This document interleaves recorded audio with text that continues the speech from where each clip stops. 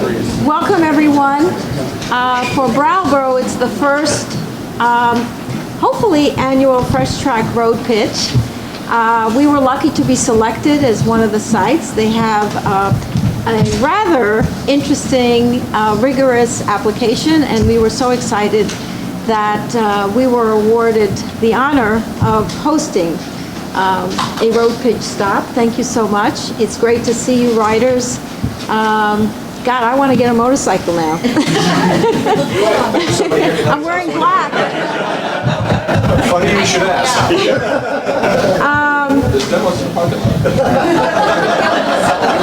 So we were going to have 6 Windham County startup businesses. One, due to illness, cannot be here.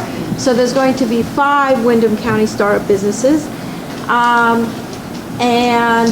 4 of them are, I'm proud to say, are from the Strolling of the Heifers and BDCC business planning competition that we ran in June.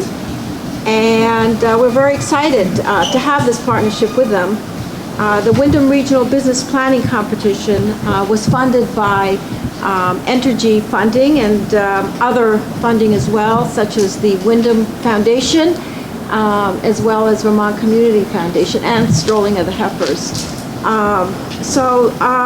This year we have various businesses, Good Body Products, Vermont Dinners, Wheelpad, Green River, Hermit Thrush. Also, before I forget, I want to point out that the back wall, you should all take a look, are past winners from 120 winners that we've had over the years. There are selected 15, and we hope to each year have a story about other ones as well. And John Knopper and Jeff Lewis, who are in the back, who are the photographers, why don't you wave, were nice enough to volunteer and go around and take these amazing pictures. And Elizabeth Stellman was the writer who captured the stories. So if you have a chance, go back there and look at it. Very exciting. They're all doing really well. So without much ado, I would like to introduce Kari Cross.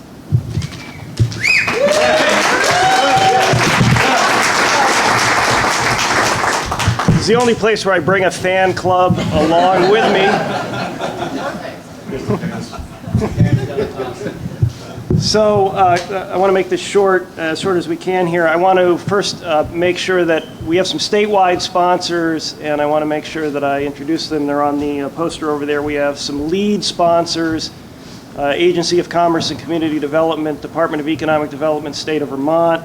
I know we've got at least one person from, where is, there you are, from the VTAC program, right? So, Agency of Commerce. And is there anybody, supposed to be somebody from Vermont Life here also? Hi, you're Sky? How are you? Good to see you, thanks for coming. The other lead sponsor is, the Key Bank, and we have the branch manager from the Key Bank here, and then Gallagher and Flynn, which is an accounting firm up in Chittenden County, is another statewide lead sponsor. The lead sponsors allow us to have a Rider's Choice Prize of $450, which we will deliberate on very quickly and award right after all the pitches are done, and I'll write you a check on the spot. And also we have a Vermont teddy bear. This is a biker bear. It's got a skull and crossbones do-rag. It's got our road pitch t-shirt, and the back of the jacket says 2015 winner. That's a coveted prize. Frank, that's like a $150 teddy bear, believe it or not. We also have some bronze level sponsors, statewide sponsors. Those include Launch VT, which is a business planning competition in the northern part of Vermont, Dinsey law firm in Burlington, Merritt Moulton, another early stage law firm in Burlington. Lena Jackson is here somewhere from Merritt Moulton, and she's doing all the social media and helping us do a bunch of the deliberations around how to award the prizes. And she's, the person who texts me to say the group's running late and things like that. Because nobody else will, because, nobody keeps me informed. Oh, just kidding. So we've got Design Book as a sponsor. Kyle Clark's here from Design Book. Interesting company that can help other companies raise money, a platform to help other companies raise money. The Vermont Sustainable Jobs Fund's Flexible Capital Fund, great for farm-to-plate and food-related businesses. They have a royalty program. And then also Citizen Cider, who sponsors us for obvious reasons that the riders know about. So we used to, because we had a smaller rider group, we used to have all the riders introduce themselves.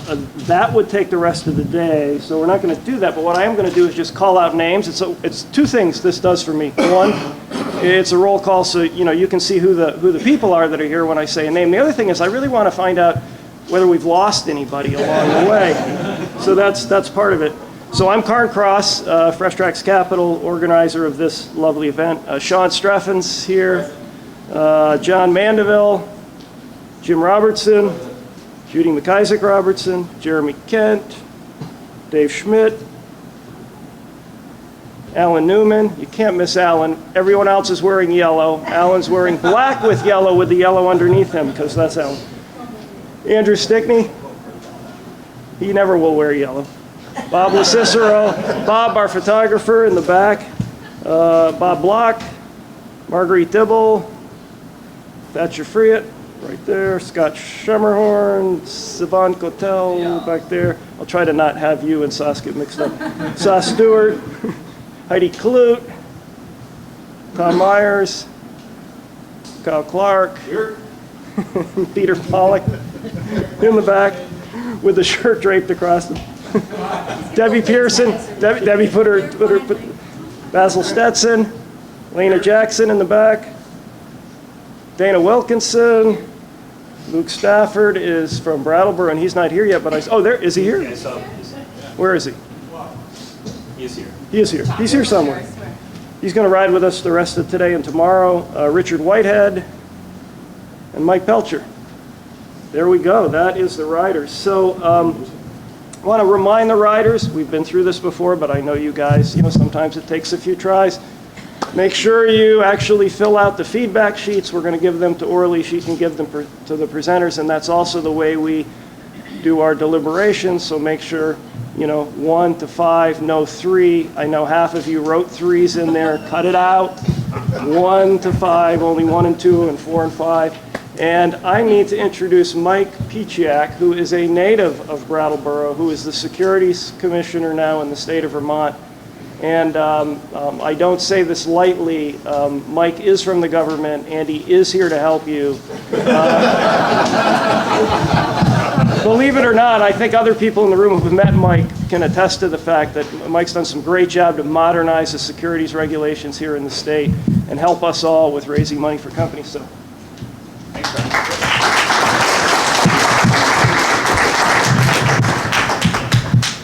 Thank you, Cairn and Orly, for putting this together. And I know that Cairn does not only travel in Brattleboro with a fan club, he also travels with a very large fan club in Burlington as well when he speaks. So he's very well respected around the state.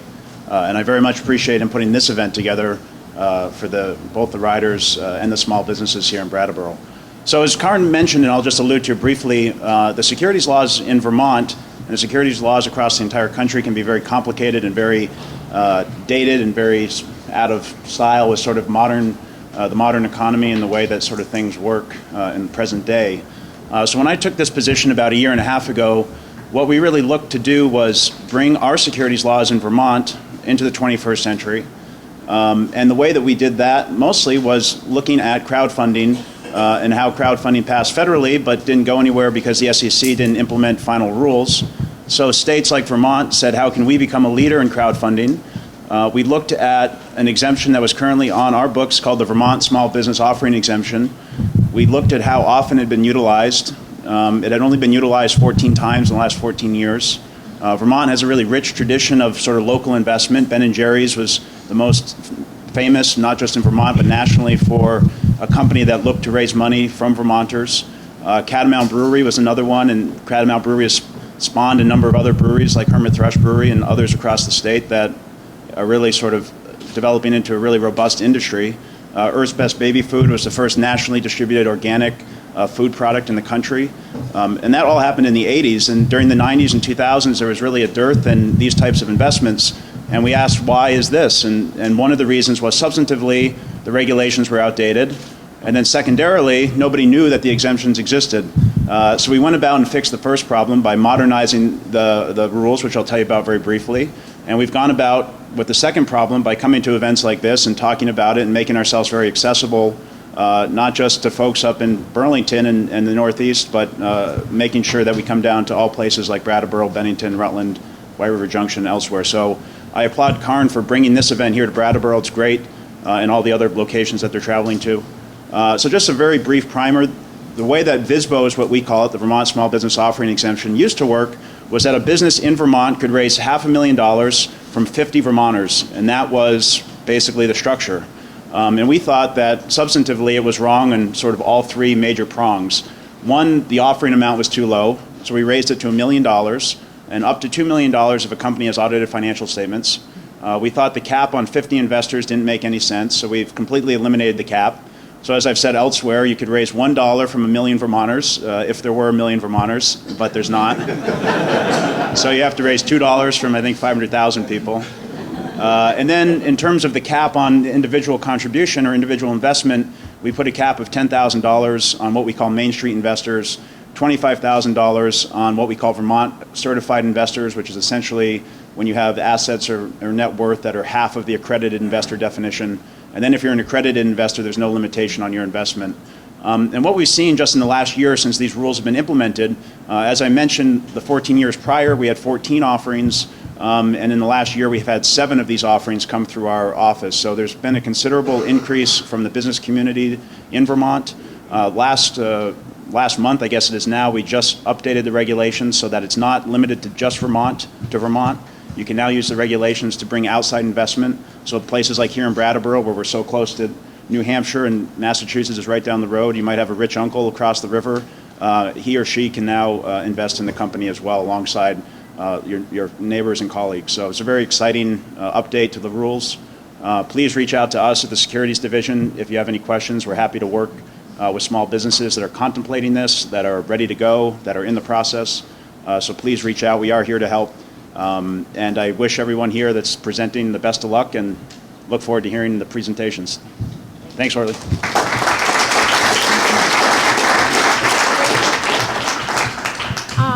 I'd also like to introduce you to Adam Grinold, who's Executive Director of BDCC. And Adam's going to say a few words, and then we'll get going.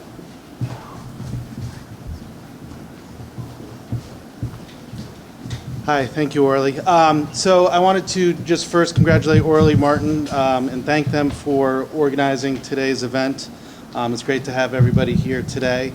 Also, they organized and held in the recent business plan competitions, which many of the folks will be hearing from. So again, that was a great event, and more of those will help the area grow in the coming years. So at the Brattleboro Development Credit Corporation, we are working on some accelerator programs, some business financing programs to help bring monies to area businesses, both startups and expansion. And we look forward to hearing from everyone today and seeing more of you folks in the very near future. So thank you.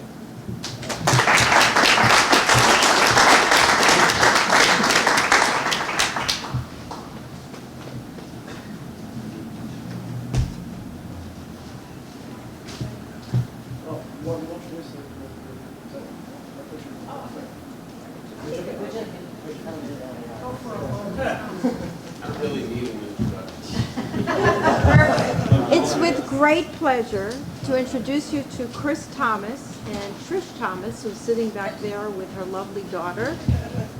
They were the winners of the Strolling and Heifer Business and BDCC Business Planning Competition. And the name of the company is Good Body Products from Guilford, Vermont. So, do I need to hold this? Yeah. Okay. Thank you, everybody. Thanks a lot, first of all, for making the ride down. I don't know if you guys got horrible weather this morning. It seemed like it was raining pretty hard. No? We were flooding down here. So I'm Chris Thomas. As Orly mentioned, this is my partner and daughter over here, Trish and Mila. And together, Trish and I power Good Body Products. We are based just south of Brattleboro here in Guilford. And we create 100% organic, therapeutic intended body care products. We use as many locally sourced ingredients as possible, so we're very connected to working with other Vermont cultivators.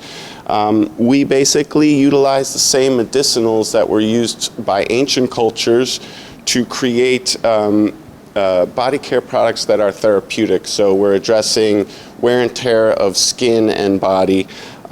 These ingredients were, as I mentioned, used for centuries. Sorry.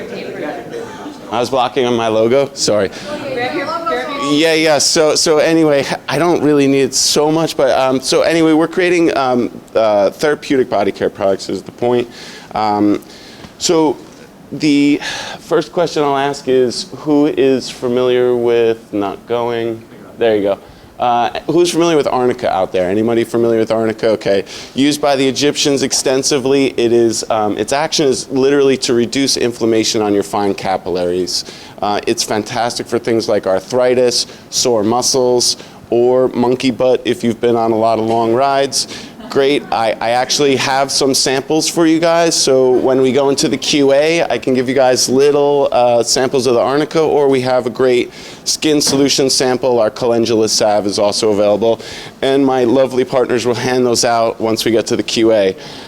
Good Body Products has 5 product categories, 22 SKUs total. We have 3 more product categories that we're slated for launch at the end of this year.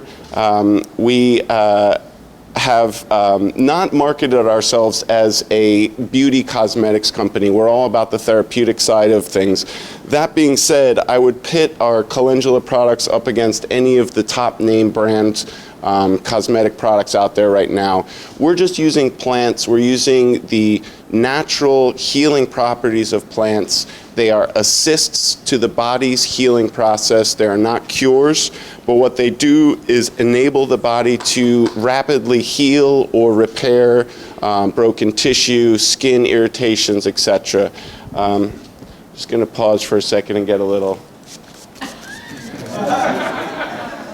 All right. Yeah, would anyone like some? More than welcome to share. So we're currently seeking money to expand. We, in November of last year, just moved from Brookline, Vermont, down to Guilford. We have an ideal new facility to do our operations out of, and we have 3+ acres of prime grow land that we can eventually, the plan 2016, 2017, start cultivating all of our own medicinal botanicals.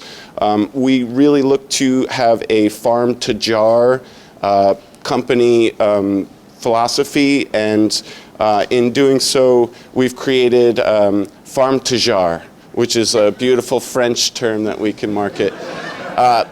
Regardless, we're very, very focused on using gentle methods to extract these healing properties out of the plants. We consider ourselves stewards of the life cycle, so we really would like to be involved in the cultivation process through the infusing process into our jars.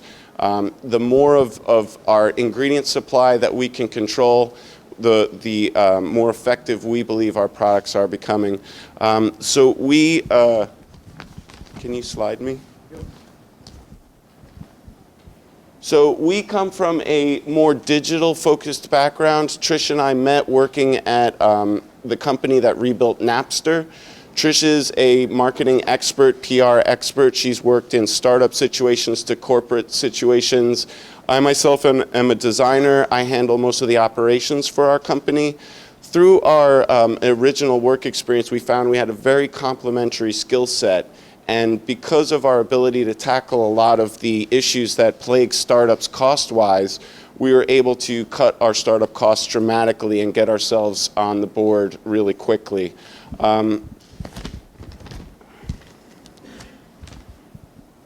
So a little bit about the industry. The organic skincare industry has been growing at a roughly 10% annual growth rate.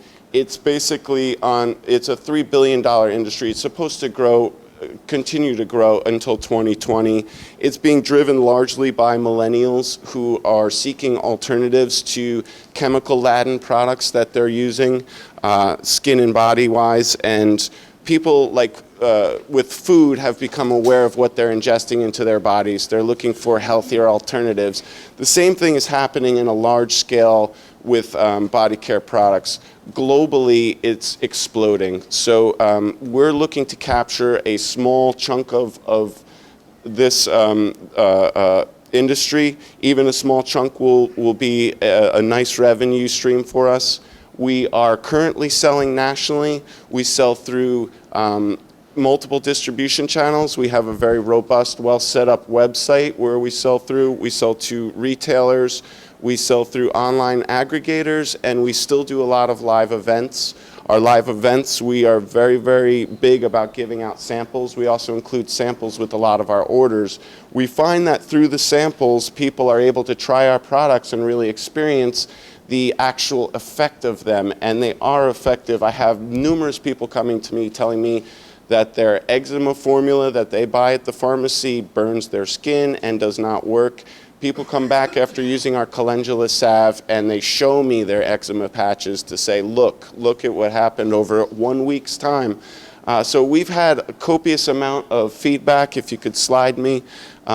We were 2014 finalists in last year's Martha Stewart's. We've been mentioned in Gift Shop, Vitamin Retailer, Massage Magazine. If you could slide me. Our customers have been saying things like, this stuff is magic. If you could slide me. We have an event coming up this Saturday for Bella Magazine's all-white party in the Hamptons, where we have 300 of our scrubs. That's my time. If you could slide me. Thanks.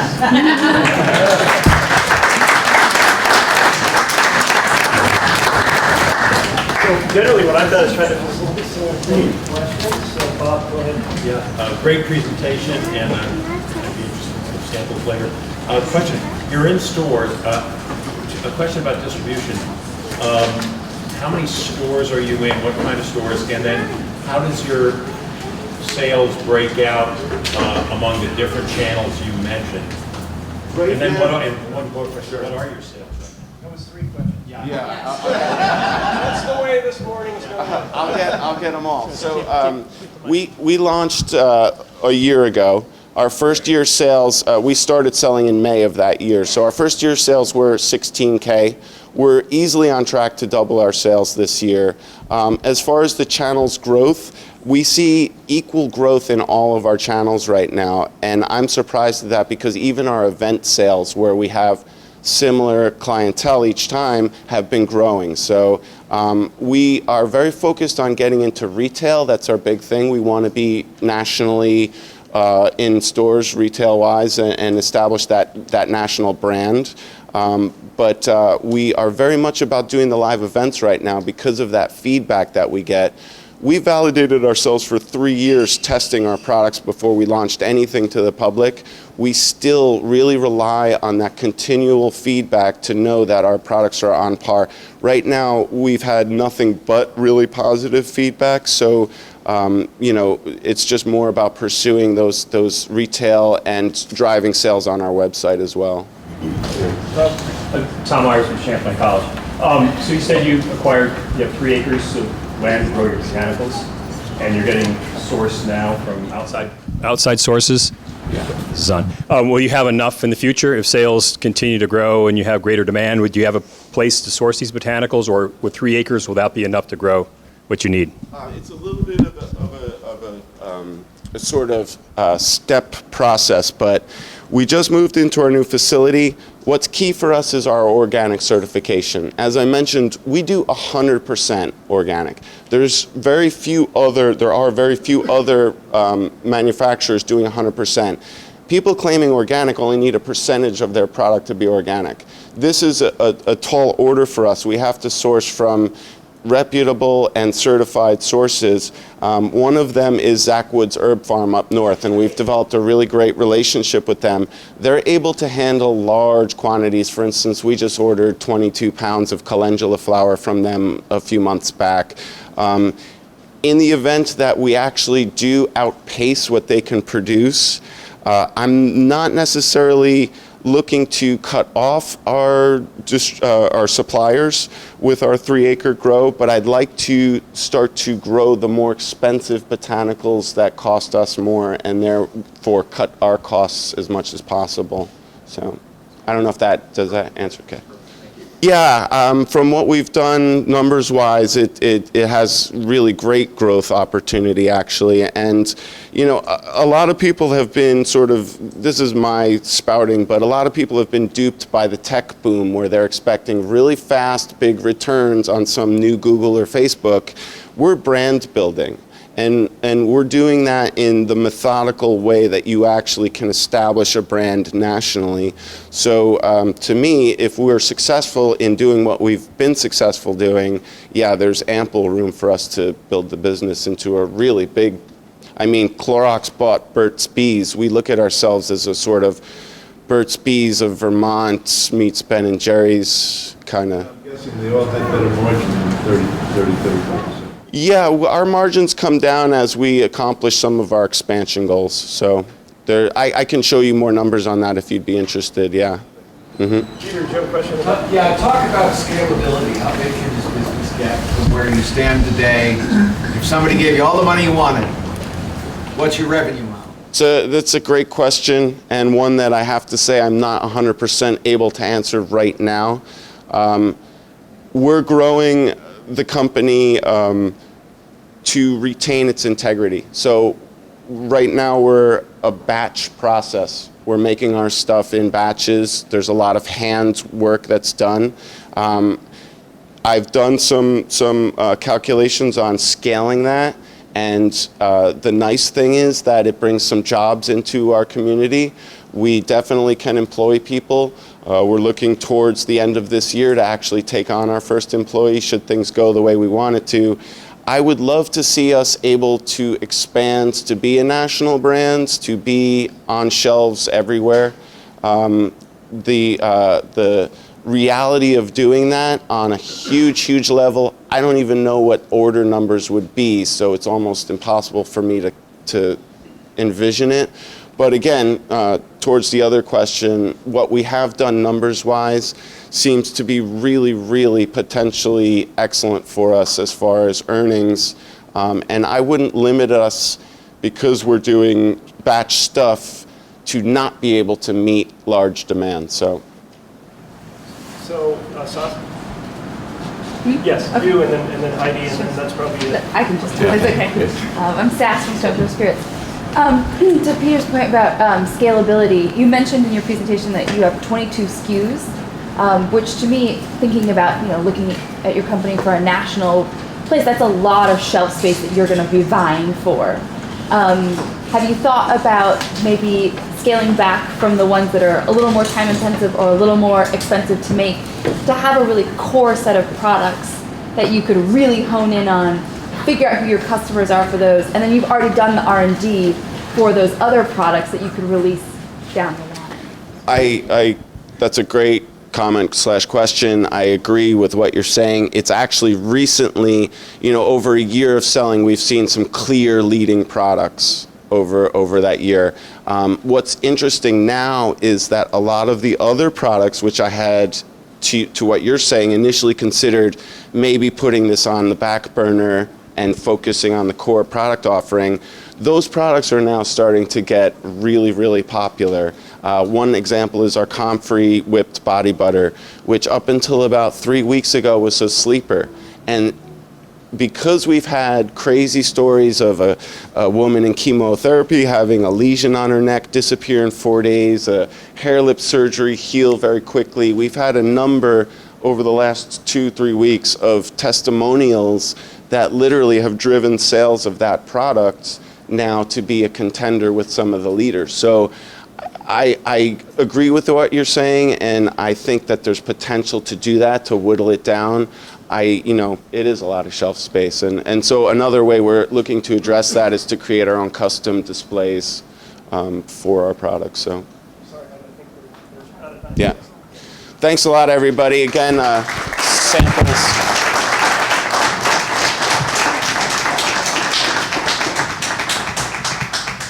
So the next pitch will be for Michael Knapp of Green River. So I'm Michael Knapp. I have a background in environmental health, and I specialize in data analysis and information visualization. I'm CEO of Green River, and we're a 20-person software consultancy, and we're located next door. Actually, our windows start right there. We're on the bottom 3 floors of the next door, overlooking the river. And I'm presenting to you pretty early. I'm not yet at the stage where I am looking for investment. Our product concept is pretty nascent, but I really wanted to get some feedback from you and some guidance at this point as we begin to seize an opportunity that we're seeing emerge today. I guess one thing to point out on this slide, our creative director, when she first helped me put the presentation together, I noticed that we had a scooter, so we've replaced it with a motorcycle. I didn't think anyone would be. Good job. We like scooters too, though. So we did begin in the basement in the little hamlet of Green River, where I live. I have now 2 partners, one of whom you see on the floor there, operating the computers. They're both graduates of Brattleboro Union High School. I think, are proud employers of many young people in this town that I think otherwise might not be here without this company. So I think from an economic development perspective, I believe that sort of our consultancy has a bit of a model, I hope, for jobs for young people in this area. We've doubled in the last couple of years in size. We've hired 4 or 5 this year. We've just moved someone from Utah last month. We have a new person joining us in August. Our gross revenue is approaching about $3 million this year. And, but I guess, a couple of anecdotes from the home and why we're no longer in the home. It's not just size. It was also that, we used to feel sorry for Aaron because he would work so much and never stop and get hungrier and hungrier. And my wife and I would cook him dinner because he was in our house. And he literally wouldn't stop. He wouldn't look up, and then about 2 hours later, the plate would be empty, and that was the beginning of sort of the end for us. And I think the final straw was another programmer whose name I will not mention. I guess had been at it too long or up too late or whatever, and he kind of disappeared. And the next thing I know, when my 5-year-old gets home from daycare, we hear this piercing scream. And he comes running out of his room because there was a large, hairy programmer snoring in his bed. So we are no longer in Green River, and we are now next door. And we focus now on creating metrics and benchmarks and continuous improvement software for what I call sustainability analytics, corporate social responsibility. And we do build some software for early stage startups. We're working with Marguerite on a build out for a Vermont-based startup called School Hack, which is an educational software. We love doing startups because it's new code. It's an exciting time in the evolution of a company, and we're pretty well poised to help. And I think over that process, we've learned a lot about what makes a startup successful and what doesn't. One of my partners rolled his own startup and then sold it during college for about 3 times the price of his tuition. So it's definitely something that we're interested in. But a lot of our clients are not startups. We work for NBC Universal, the National Education Association. We're working this year with Scholastic. We've been working with the Starbucks Coffee Company, for example, since 2006. With Starbucks, we provide the software for supply chain certification for pretty much at this point everything they sell. So coffee, cocoa, manufactured goods out of China. And our data systems are therefore serving inspectors, visiting thousands of coffee fields around the world. the focus is on fair treatment of workers, environmental protection, and with coffee at the #2 commodity in the world behind oil, we're touching about 4 million lives through this program. So the thing that I'm here about, though, is that in the process, we've collected data not just on this program and not just on certification, but on pricing, on wages, on crop yields, on disease outbreaks, and so on and so forth. And our vision is to take corporate social responsibility really from its place in the periphery of marketing in most corporations to the core of operations, to say this information is vital to your success in our future world. And so what we found is that there's a lack of communication internally and externally about sustainability. And so, you know, for me, this is one of a couple of what I consider the biggest accomplishments of my career, and no one knows about it, frankly. So there's this sense that the data gets hidden, the information is not communicated, and it's also not turned into information that guides vital decision making. So if we can predict disease impact on pricing months earlier than otherwise possible, that has an impact on coffee pricing and production, and yet we're so busy with this sort of day-to-day certification process, we can never get there. And it's not just the case with Starbucks. With, for example, the National Education Association, I calculate about 8,000 person years of data filled out in the school improvement process that we worked on, and all that data is locked away on our server. It's never been analyzed outside of that process. So into that context, we see this explosion of business intelligence tools. And business intelligence are the techniques and tools for the transformation of raw data into meaningful and useful information. It's a field where the University of Texas at Austin finds that for the median Fortune 1000 company, a 10% increase in the usability of data is translated to $2 billion in increased revenue. So IDC estimates that the market for BI is $100 billion and growing again at 10% a year. And what we found is that most of our clients have purchased one of these tools or a suite of these tools, and none of them are really able to use them as they anticipate. So our team would like to put together a combined consulting and product play in this field. Can I keep going? All right. So, so the idea is that the domain area experts know what they need to ask of their data, and they're not familiar with the data structures, the analytic techniques, and the software. So they know the questions to ask, but it's the data scientists who really operate the software. So I'm going to skip ahead and say that our product, the concept, and these are just some early wireframes that I built to show you for this pitch, is to allow users to input a query in the form of a simple sentence. And then the system responds with simple charts, graphs, and maps. So it's basically going to sit in front of an interface with the predominant BI software, but it's a configuration for the kinds of clients we serve. So here you're asking one at a time, add average pay per hour in Columbia by year, and then it returns that. It then suggests other related dimensions you might want to look at, like gender, divides it out by gender. From there, we start to show context. So for example, the local minimum wage at each farm, the weather conditions, the educational attainment. So the context that you're asking that would begin to explain why the average pay is what it is in this particular country. So this is us, minus a couple people who've just joined. And in summary, our clients want to tell stories with their data, but they haven't been able to do it with the current tools. We've built a business on custom software, and we think we can apply that experience to developing specially tailored interfaces that let stakeholders turn data into information. So we can come back to this. And so while we're fine with the consulting business, we're hoping to develop a product business alongside it that allows us to increase our focus, and it's not directly tied to our labor.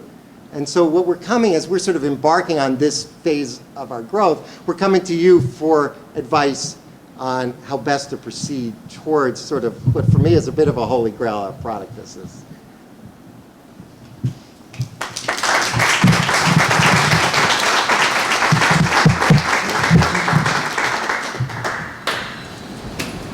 Yeah, I got a question. Richard Wise at CSL Software. But it's very interesting. I really have two questions. You're talking about the proliferation of BI tools, and certainly is that. They all tend to say the same thing that you're saying, really, that it's difficult. Other products take data scientists to implement. I'd be really interested to know what your unique spin on that is. And also for the disease prevention, looking at the effect on the cost, do you have the algorithms behind the software and you need to build it, or is that theory at the moment? Great questions. I think for where I think the BI software is not going to serve the kinds of clients that we work with is the trade-off is between flexibility and elegance, right? And so they're all thinking about dashboards. They're all thinking about software a class of software that is inordinately flexible. And what we're saying is no, that by coming in and doing some configuration and knowing the industry and knowing the people we're working with, we really limit what they can ask, but in so doing, answer the questions they actually have. And the answer, often the answer is also design. It's the emotional connection we create, it's so on and so forth. But they're designing dashboards, and what we're trying to design is a solution. But again, this sits in front of those tools. It's not really a competitor to it. On the algorithm side, I think we're seeing the beginning of something incredibly exciting. And if you think about Waze, for example, it's really in the social algorithms that I also believe are behind a lot of what's coming. The idea that if we can route traffic based on the data that's coming from phones on how fast you're moving, that kind of information can be used. So what we've been thinking about is to own the IP in one company and have Green River continue its consulting, because it takes configuring the BI tools, it takes moving the data in from the various systems, and it takes understanding what's going to be asked of these data and what the return should be. I was semi-tracking with you until this gentleman asked his question. So if your critique of the competition is they're building dashboards with a lot of flexibility and all kinds of stuff, but aren't really getting at the issues that the company has necessarily, which would argue it's not a good dashboard. And you're saying, I'm going to build a product, but my product, it sounds like, is a custom software application for each client's unique set of information. That's correct. So we're in a sense transforming from a custom software development company to a BI consulting company with a product play sitting alongside it. Right? So the product play is not a dashboard, it's a custom software for each client. It's a configuration of these dashboards for the needs of particular employees, C-suite, et cetera. So that's the concept. Follow up to that, are they giving you that data, the coffee and all the disease? Where is that data coming from? So that data comes from, in the case of the coffee data, it comes from the certification and inspection program, but it can also come from a myriad of other sources. So it can come like from census information or from et cetera, depending on what the context is. So what I think I heard is that you're gathering all this data and helping your customers through your normal problems. But in the back end is all this other data that you haven't got a chance to sort through. And what you're saying is there's some real meaningful information in there. And so what you're looking to do is those, I think you said 8,000 person hours or something, is to mine from that meaningful information that is essentially predictive to what's happening in their particular business setting whoever that is. Correct. Is that correct? So now, because you're gathering all this data, you're seeing trends, you're seeing disease, you're seeing things happen that drop the price, the wage in Colombia is going up. So now you can start to predict to that company what's going to happen because of a weather system, or because of a drought, or a disease spread. Insects or something are close. So you can be predictive in that. You want to mine your data to be able to help that company. Is that what I'm understanding? To answer those questions, to be proactive and give them meaningful foresight. Correct. Okay. Absolutely. I think, Bart, we're about out of time, right? Yep. Okay, great. Thank you very much. Yeah. Thank you.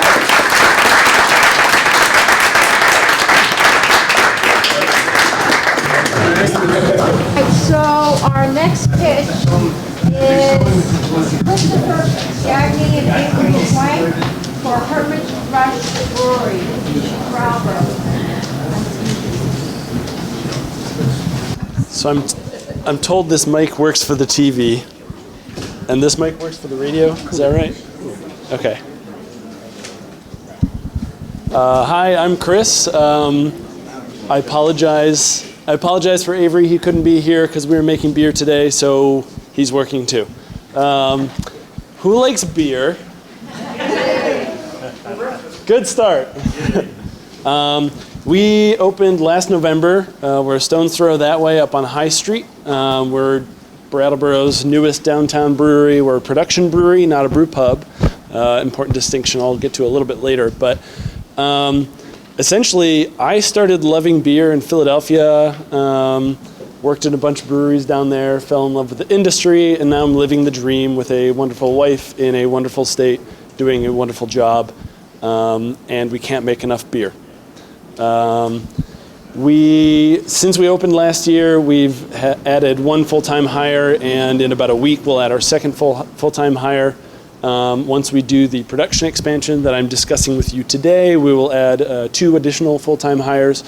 And so we're growing, and essentially right now we're making about 100 cases a week, and our distributor is asking for 500 cases a week.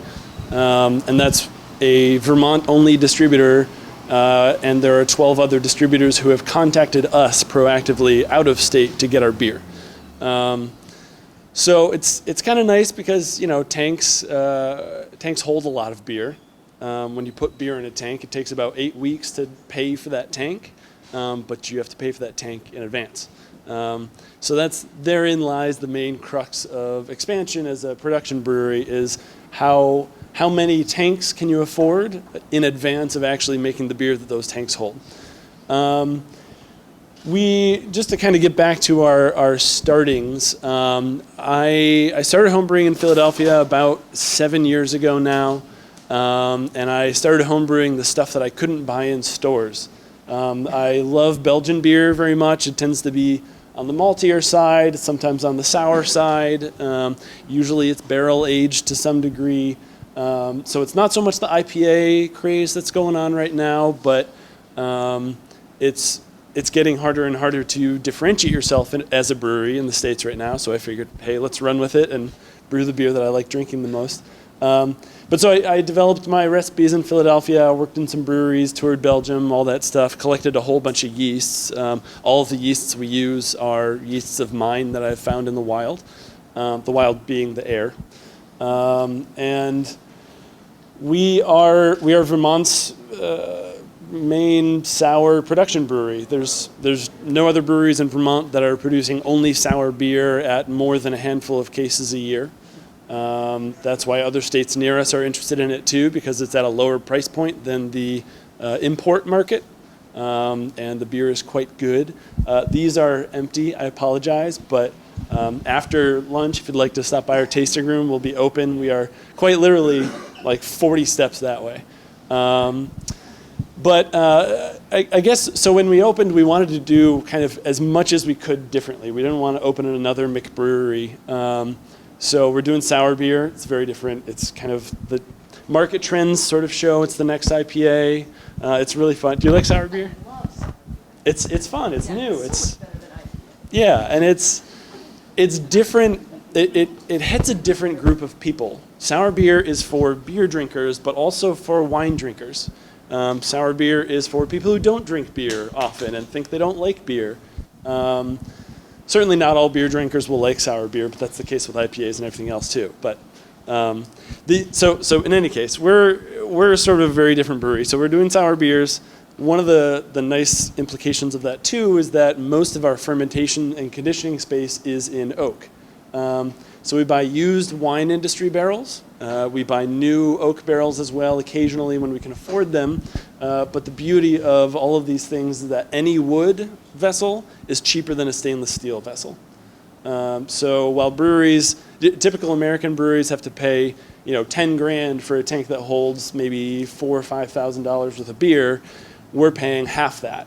So we can expand much more limberly, and also with lower environmental impact too. Forging steel, particularly stainless, is a chemically intensive process. It's an energy intensive process. Oak just grows.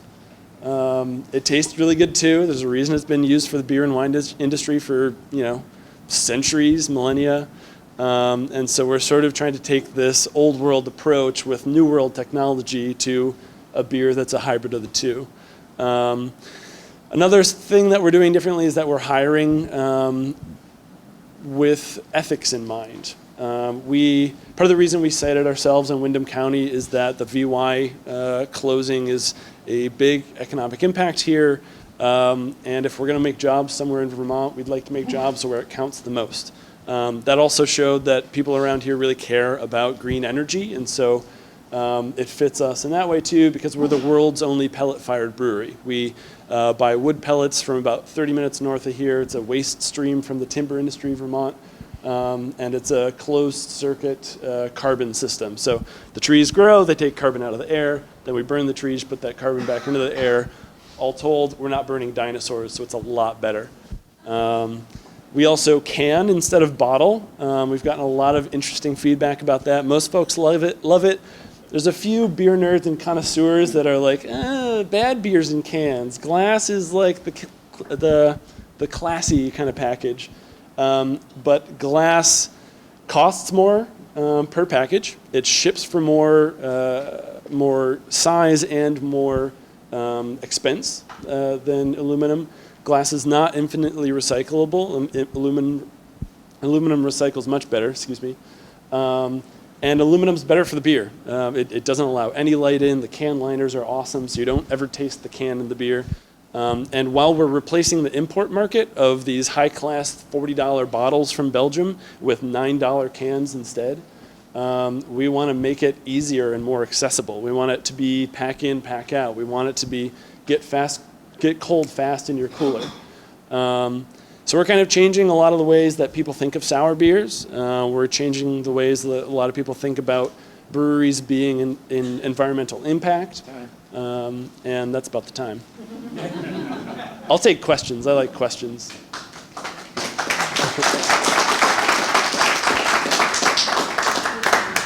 So my question is, what's your gross revenue per year? You said you're doing 100 cases a week. So you've got, you say you've got a demand of 500 cases a week. So how much money do you need to reach that growth? To hit 500 cases a week, it'd be about a $300,000 project. Right now, we haven't been through a full year yet, but right now it looks like we're slated to do about $250,000 in sales in our first year, which is about 20% more than we expected.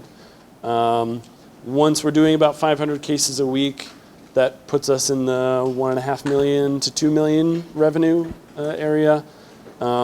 There's also a possibility, if we find enough funds, breweries are sort of an interesting expansion model. You can do leapfrogs if you want. So we're thinking that we're doing the cheap expansion this fall. That's adding a whole lot of barrels and a whole lot of tank space to an off-site location, brew where we're currently brewing, and then finish the process at this other spot. If we got something to the tune of $2 or $3 million, we could do a leapfrog and kind of grow to the point where we'd be able to produce about $6 to $7 million a year of revenue. So it's also a nice industry because margins are relatively high compared to most manufacturing. The average brewery operates at 100% margin. Some of our beers are a little bit lower than that. Some of our beers are a little higher than that. But does that kind of answer that? Just run through some details. You know, how many square feet do you have? What size is your brew house? Do you do any retail business, or is it all wholesale? Who Yeah, the wholesaler is? Do you do draft or all packaging? Just right. give me some idea. Sure. So we have 2,200 square feet right now. We're looking to add another 3,000 to 5,000 square feet. Our brew house is a 7-barrel system that we designed to brew in quick succession. So part of that is that we recapture the heat from our steam while we're boiling, so we get a whole lot of free hot water, which then means we can mash in sooner. So we can actually do 4 batches, 3 vessel, but we can do 4 batches in a 14-hour double shift. You know, so as long as you stack our staffing, we can put a lot of beer out of this brew house. We currently are about half and half retail and wholesale, and this expansion would triple to quadruple the wholesale. Retail would probably stay the same-ish we're budgeting on, but retail has actually been a much bigger source of revenue than we even expected. I mean, it helps that we're right downtown. It helps that we do growlers and cans. But yeah, in our package mix, right now we're about 70% can package, 30% draft. We have about Craft Beer Guild of Vermont, and we have about 40 draft accounts right now, and a whole bunch of stores carrying our cans. And are the Sheehan's the one you're thinking of expanding into other territories? We haven't made that choice yet, partly because there's so many distributors out of state interested in us. We want to make sure that we leverage that well. I wouldn't put it out of the question, but we're not quite there yet. I mean, we could quadruple our production volume and still sell out in Vermont. So the main tricky point there is that whenever you're implementing an expansion, there's about a 2-month, sometimes 3-month lag time between buying the tanks, licensing the tanks, hiring, and then production revenue. So at least we haven't found any loan programs yet that are really excited about 6 months of no payments after you close on the loan. So that's the main sticker point. We'd be thrilled to do a loan situation, but we need some implementation time to see revenues from it. Yeah. Yeah. And that's...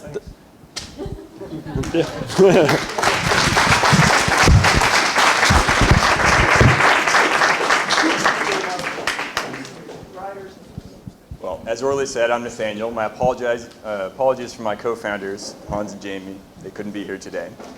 Wanted to start by thanking you all for coming down here. And since we've all been sitting for a bit, I thought we could do a brief moment of audience participation. All right.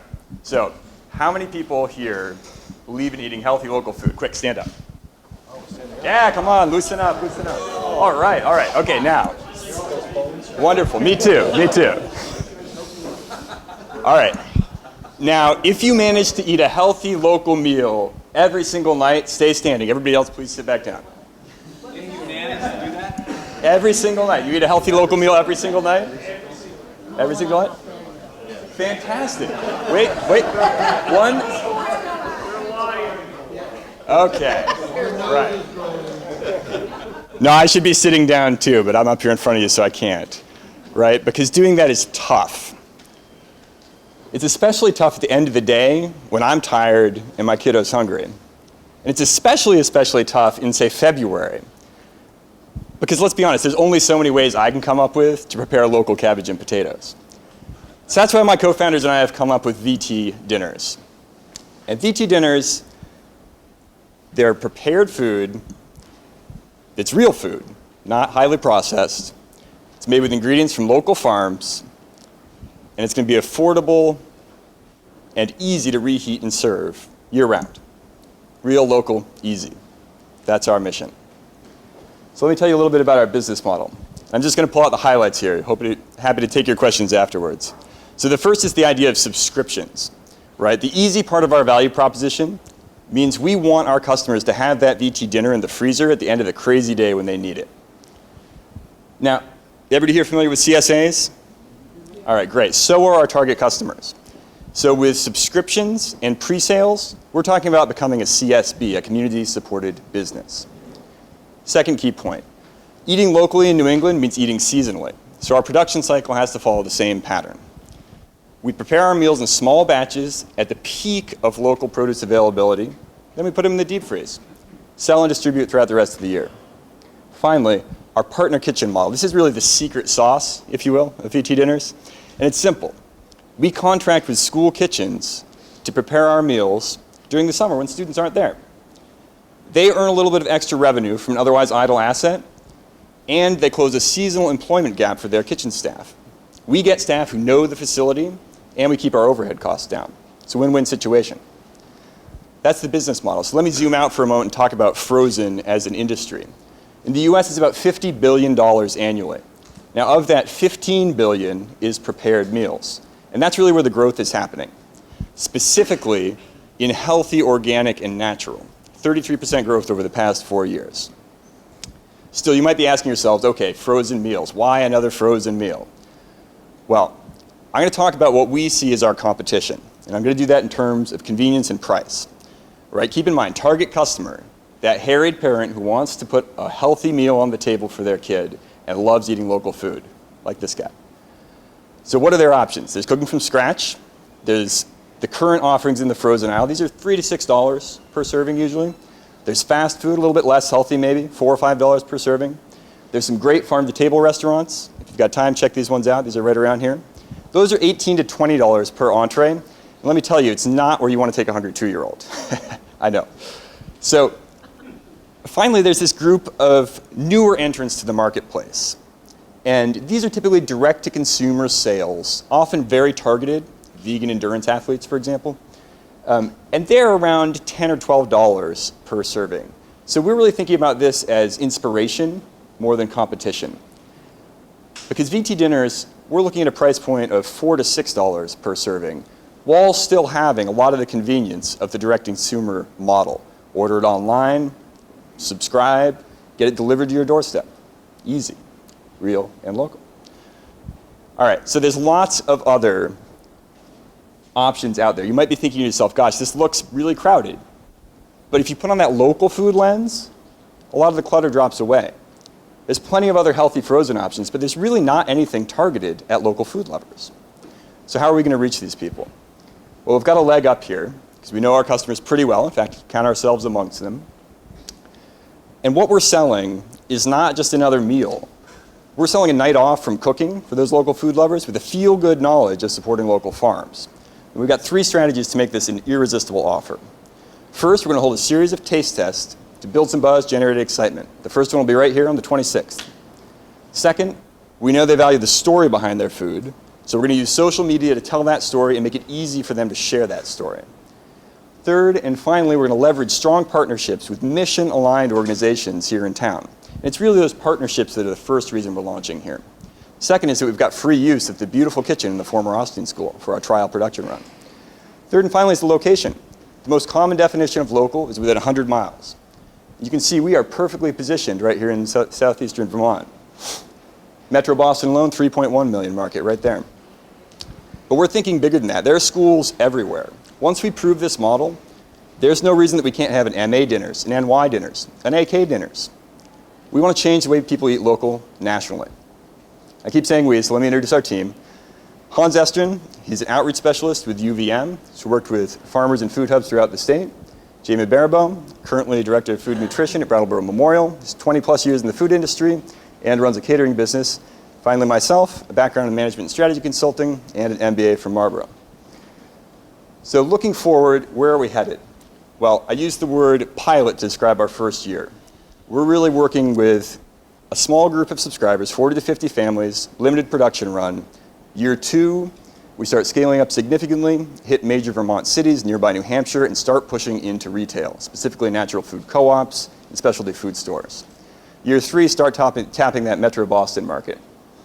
So we've already raised most of what we need for our pilot production season. We want to start a conversation with investors who will help us scale up in year 2. And the seasonal production cycle means we need significant operating capital up front. Our estimates right now are $150,000 for that year 2 production run. But I want to close with impacts beyond the financial. Because we want to be talking to people interested in working with us to use business to change our food system for the better. We think VT Dinners is going to do that in 3 ways. First, by strengthening local economies. Second, by maximizing existing resources. Third and finally, by increasing access to local food. Thank you.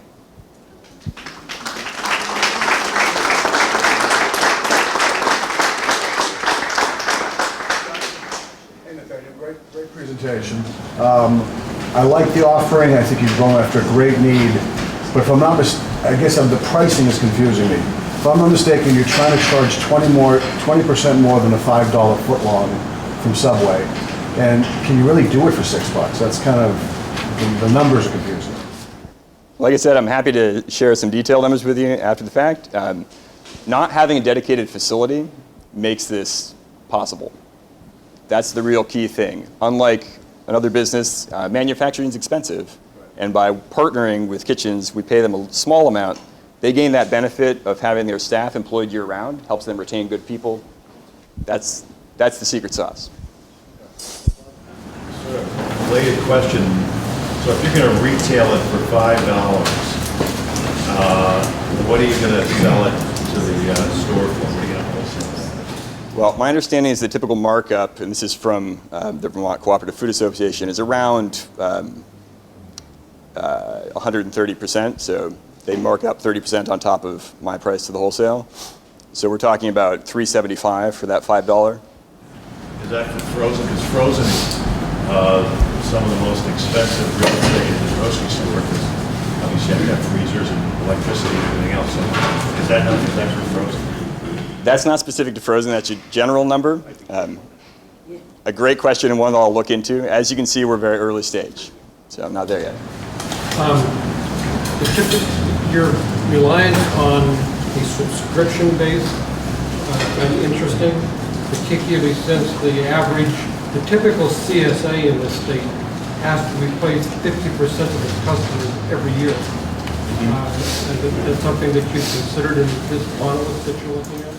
The churn, absolutely. So, and let me be clear that we're focused on the subscription model, especially strongly in the pilot, right? Because direct-to-consumer sales lets us circumvent a lot of red tape. Starting in year 2, when we start going into retail outlets, less reliance on that diversifier revenue stream. But just counting noses here, I didn't have time to really talk about our partnerships in this community, but Food Connects, whom I've worked with for years, has local food buying clubs. We've been doing research with those customers. They pick up local food every week. More than half the people we talk to are very, very interested in this product. They've got 100 members. We're close to our 50 subscriber target right there. So I love the good local food in February idea. Great presentation, by the way. And so also to keep your overhead low by using kitchens that are dormant through a certain time. But so you have to bang out all those meals that are going to be stored for the months in February. Where's that big freezer? Where are all they being stored? Excellent question, sir. So right now, our initial financial projections have us trucking the food down to the Western Mass Food Processing Center in Greenfield. So it's not that far, it's about a 20-minute drive. They have a small rental storage freezer. We are working on getting space in CNS's wholesale facility here. We've got CNS and we've got UNFI. If we can secure a lease in either of those freezers, it'll be quite a bit more affordable and it'll be much less distribution back and forth. Did that answer your question? And then the follow-up, what's the landed cost after that? You know, after it's been made here, shipped back there, frozen, shipped to the customer wherever they are. So there's that $6 per serving, then plus FedEx or shipping or. Yeah, the delivery fee is definitely an added cost, and you know we're an L3C. That's how we're set up because our goal is furthering access. So we want to keep the base price as low as possible, right? That's what we care about. And we're offering pickup of the meals in addition to delivery. You don't have to pay for delivery. That's basically a way for us to differentiate our target customers, and the people who really want the convenience, they can pay for it. And the people who really want, you know, local food at minimal cost, they can come to us. Thanks.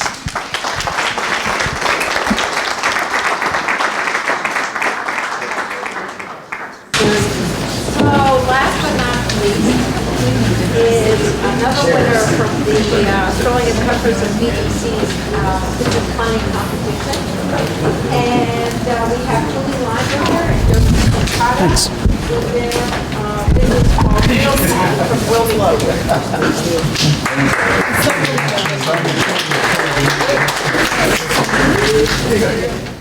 Hi, I'm Julie Lineberger.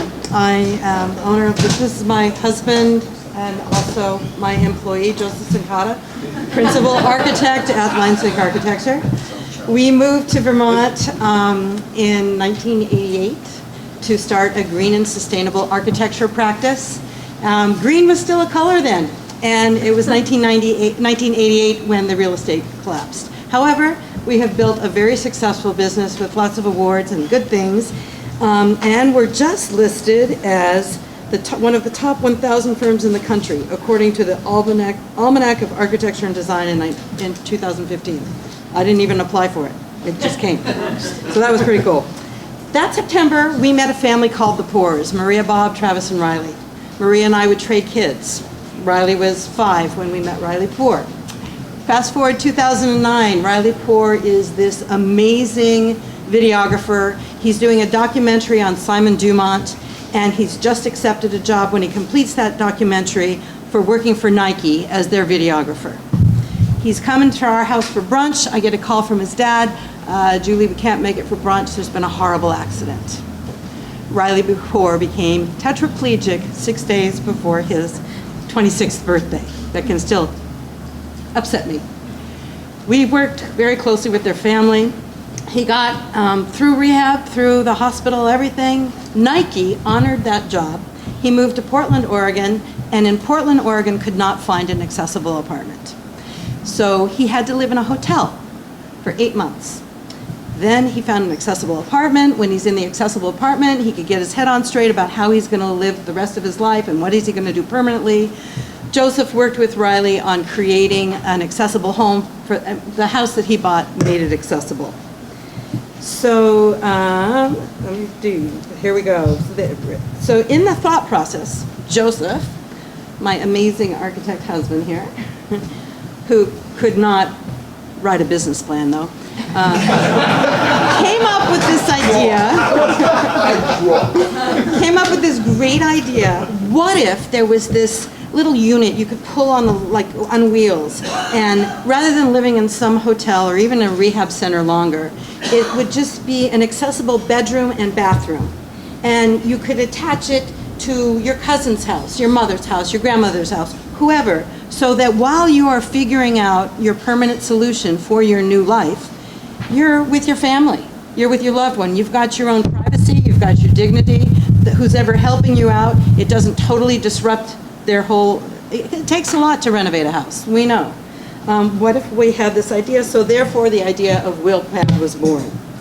So we're now on the path to providing a temporary, freestanding, eco-friendly, universally accessible sleeping bath area at an affordable price for people newly dependent upon a wheelchair. It would be constructed in non-toxic materials, because a lot of people with spinal cord injuries have a lot of chemical sensitivities as well. And because it's a temporary movable structure, like a camper or an RV, in most areas it does not trip the building permit nor zoning issues. The technology for wastewater is like it is in a camper. It has to be pumped out. If only one person is using it, maybe every 2 to 3 months, which is $50. The other water supply through the garden hose, hook up the electrical plug to whoever house you're with. So I'm going to show you a quick video made by the Lineberger Architecture staff. So you can kind of see, turn it up as much as it'll go. So your accessible home now. It comes either with this bump out or without. It's either way, this is how it's delivered. Goes right onto the chassis that any pickup truck can pick up. Gets driven along. Attached, and we have a couple of types of houses of how it can be attached.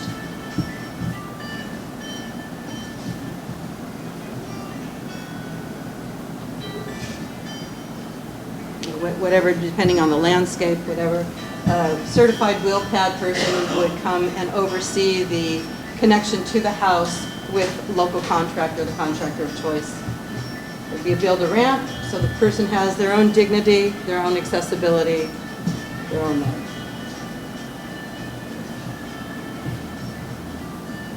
And if you want to get real fancy about it,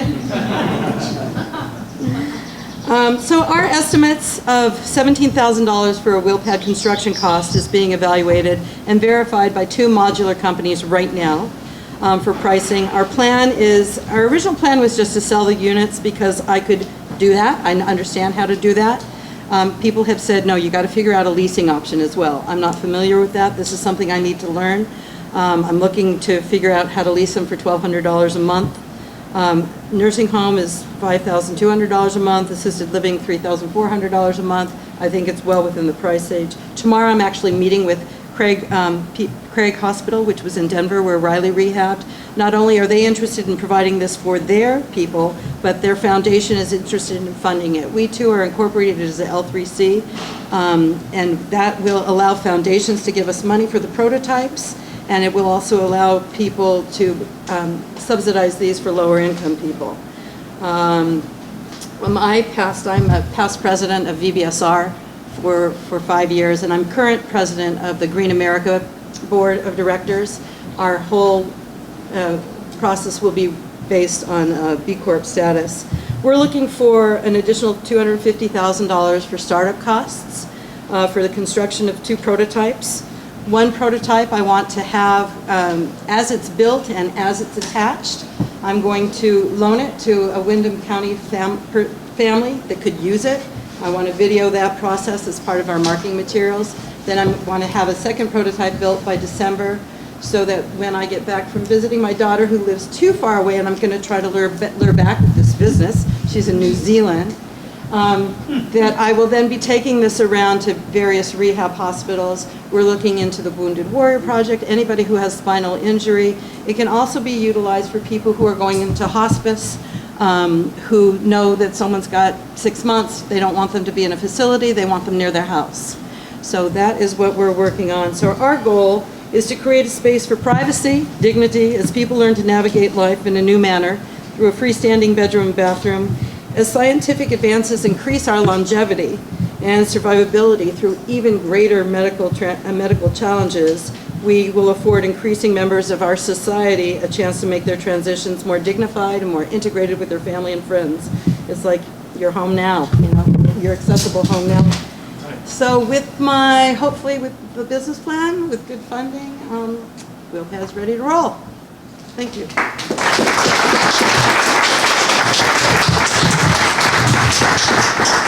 things I have for when you're done. I know the writers don't necessarily want a material. If you do want one, there's one here. And for any technical questions, I want to bring up Joseph. So great solution to a great problem. I think that's this is a really smart idea.